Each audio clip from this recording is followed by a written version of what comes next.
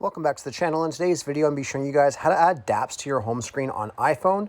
So if you're trying to use a wallet on iPhone and you want to connect it to Dapps like say PancakeSwap or uniswap or any exchange or application that you would like to add, I'm going to be showing you guys how to add it to your home screen on your iPhone. So you're just able to go ahead and click on an application rather than going on your browser and searching for the application.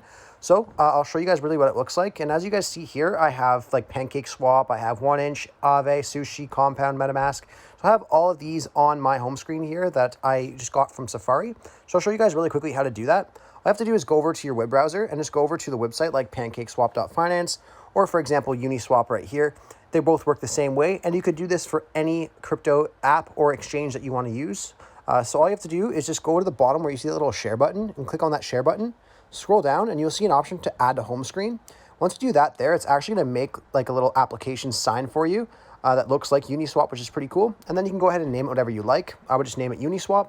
Then once you click on add to your home screen, it'll just go on your home screen right here, and it'll just look like an application that you can just go ahead and click on, and then it will open up the exchange for you, which is a lot easier. And it's a good practice to get into because there is a lot of scams that concern exchanges. So you want to make sure that you're using the right exchange, and you want to make sure that you're connecting your wallets to the official exchange, or else that could lead into problems in the future and you losing your crypto and things like that. And obviously you don't want that to happen. So it's very important to have this on your phone, so you're making sure that you're using the exact exchanges that you should be using.